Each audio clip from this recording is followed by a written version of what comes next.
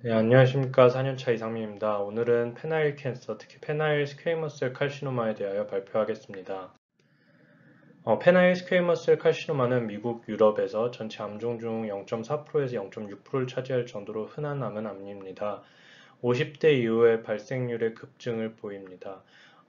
설컴시전의 시행 여부, 하이진, 파이모시스, 섹슈얼 파트너의 수 등에 따라서 그 발생률의 차이를 보인다고 합니다. 페나일 캔서는 글랜스에서 약 48% 정도로 발생하며 이어서 프리퓨스, 코로날 썰커스 등의 순서로 위치의 발병 빈도를 보입니다. 페나일 캔서의 전이는 페나일 튜머에서 페나일 림파틱스를 통해 튜머 엠볼라이제이션을 일으키는 양상으로 전이가 되며 림파틱 시스템을 따라 전이가 일어나게 됩니다. 렁이나 리버, 본 등의 디스턴트 메타스타시스를 보이는 경우가 소수에서 있으나 림파틱 메타스타시스 없이 바로 디스턴트 메타스타시스를 보이는 경우는 없습니다. 앞서 말했던 것처럼 페나일 캔서는 페니스의 오리진 튜머로부터 림파틱 시스템을 따라 인귀널 림프노드 그리고 펠빅 림프노드로 진행하게 됩니다. 페나일 캔서 환자는 여러 가지 이유로 의학적 처치가 늦어지는 양상을 보이며 약 15%에서 50%의 환자에서 1년 이상 진단이 늦어지는 경우가 있다고 합니다. 페나일 캔서의 진단에는 페니스와 스크로텀, 인귀널 에어리어의 피지컬 익자미네이션이 가장 중요합니다. 페니스 베이스 등의 침범 여부 확인을 위해 DRE 및 바이매뉴얼 익자미네이션이 필요하며 인귀널 메타스타시스의 여부가 가장 중요하기 때문에 양측 인귀널 에이리어에 대한 케어풀한 팔페이션이 필요합니다. 다른 암들과 같이 바이옵시가 가장 중요하며 바이옵시 시에 인베이전의 깊이, 베스큘러 인베이전 또는 뉴럴 인베이전의 여부, 히스톨로직 그레이드 등이 예후에 중요한 영향을 미치며 바이옵시는 경우에 따라 데피니트 서지컬 트리트먼트 전에 따로 진행되는 경우도 있습니다. 페나일 캔서의 대부분은 스퀘이머스 셀 칼시노마이며 여러 가지 타입을 보이는 경우들이 있습니다. 히스톨로직 서타입에 따라서 다양한 예후를 보인다고 합니다. 페나일 캔서 환자는 대부분 랩상에서 특이 소견을 보이지 않으나 일부 환자에서는 하이퍼칼세미아를 보이며 이는 파라사이로이드 호르몬 및 관련 서브스턴스의 분비로 인한다고 알려져 있습니다. 프라이머리 튜머에 대한 이미징 스터디는 인핸스드 MRI가 가장 정확하며 피지컬 익자미네이션상 캔서가 불분명하거나 올간 스페어링 테크닉의 시행을 고려하는 경우에는 꼭 시행해야 한다고 합니다. 인귀널 펠빅 림프노드의 메타스타시스를 확인하기 위해서 CT나 펫CT 등을 시행해 볼 수 있으며 특히 인귀널 메타스타시스가 확인되거나 의심되는 환자에서는 추가적인 펠빅 림프노드 메타스타시스 등에 대한 확인을 위해서 펫CT의 시행이 권고된다고 합니다. 그러나 가장 중요한 것은 앞서 말했던 것처럼 피지컬 익자미네이션이라고 캠벨에서 강조하고 있습니다. 페나일 캔서 스테이징을 보겠습니다. T 스테이징은 라미나 프로피아, 덜미스, 달토스파시아 등을 침범한 경우 T1으로 진단하며 림포바스큘러 인베이전과 페리뉴럴 인베이전, 그레이드 등에 따라서 T1A와 T1B로 나눕니다.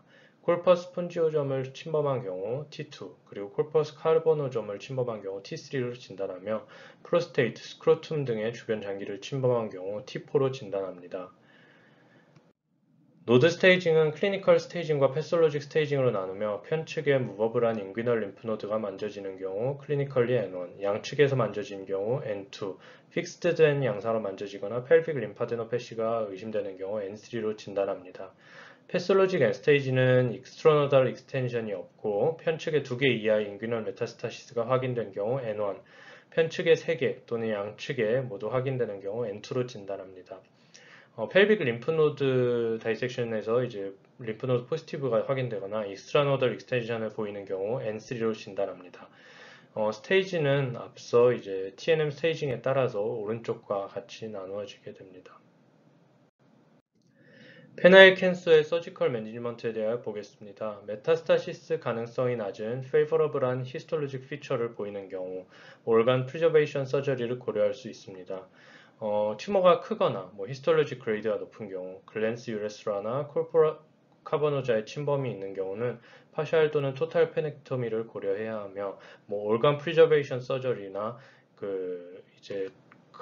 컨벤셔널한 페나일 앰퓨테이션 서저리 모두 수술 중에 절단면의 프로즌 바이옵시에 대한 시행이 꼭 필요하다고 합니다. 프라이머리 튜머에 대한 서지컬 매니지먼트만큼이나 인귀널 그리고 펠빅 림프노드에 대한 수술 방법 및 진행 여부의 결정도 중요합니다. 클리니컬 노드 스테이지에 따라 나눠 접근하는 것으로 EAU 가이드라인에서는 권고합니다.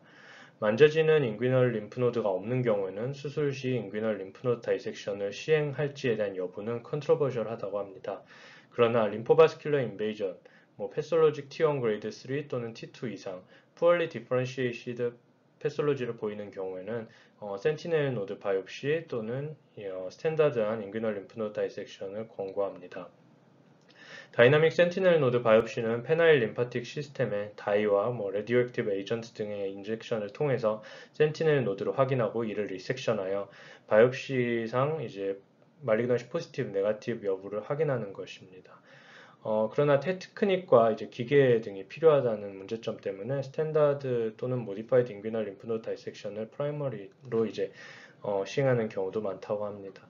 림프노드 다이섹션 시에 2개 이상의 포지티브 노드 또는 익스트라노덜 익스텐션이 패솔로지상 확인되는 경우에는 입실라테럴 펠빅 림프노드 다이섹션을 고려해야 하며 4개 이상인 경우에는 양측 펠빅 림프노드 다이섹션을 고려해야 한다고 합니다.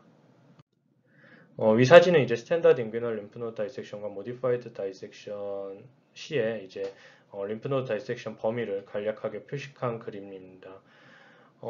이전에 스탠다드로 많이 진행되다가 최근에 모디파이드한 방식으로 진행되는 경우들이 많다고 하며 제 경험상으로도 인귀널 림프노드를 시행받은 환자에서 수술 후에 림프 에데마라던가 큐테이니어스 림파틱 리키지, 피스툴라 또는 운드 디전스 등의 컴플리케이션이 다양하게 발생하고 이런 경우에 해결에 아주 오랜 시간이 걸리기 때문에 인귀널 다이섹션 시 범위의 결정 또는 수술 전 이에 대한 설명이 꼭 중요하다고 생각합니다. 노드가 만져지는 경우에는 다이섹션 범위를 확대해야 한다고 합니다. 그래서 라디컬하게 인귀널 림파덱토미를 시행해야 하며 이를 가능한 경우에는 라파로스코픽 또는 로보틱 테크닉을 이용해서 어프로치 가능하다고 합니다. 노드가 만져지는 환자에서는 인귀널 노드 수술 시에 입실라테랄 펠빅 림파데넥토미 또는 또한 필수적으로 고려해야 합니다. 한 연구에서는 인귀널 포지티브 노드가 2개 확인된 환자의 한 23%에서 그리고 3개 이상 또는 익스트라캡슐러 익스텐션이 확인된 환자에서 60%에서 펠빅 노드 또한 말리그넌시 포지티브가 확인되었다고 합니다. EAU 가이드라인에서는 패솔로직 N2 그리고 N3 환자에서는 어주번트 케모세라피가 림파데넥토미 이후 권고된다고 하며 어주번트 라디오세라피 또한 자주 시행되어 오긴 했으나 데피니트한 베네핏을 보이진 않는다고 합니다.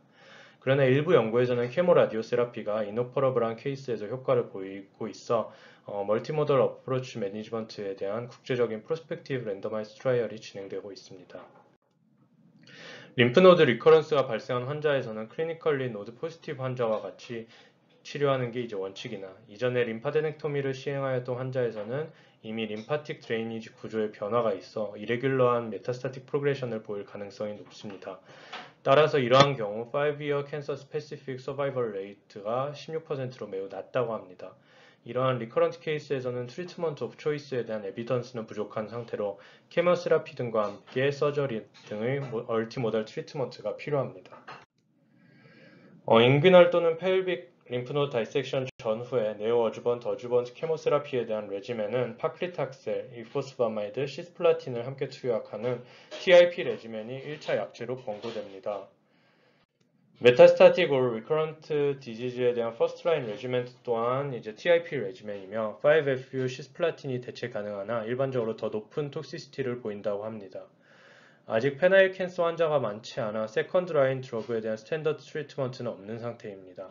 클리니컬 트라이얼 또는 마이크로 세틀라이트 인스타빌리티 하이, 미스매치 리페어 디피션시를 보이는 환자에서는 펜브롤리주맙을 고려해 볼 수 있다고 합니다. 케모 라디오 세라피를 고려할 때에는 라디오 센시타이징을 위해서 시스플라틴 등을 고려해 볼 수 있다고 합니다. 이로 발표를 마치도록 하겠습니다. 감사합니다.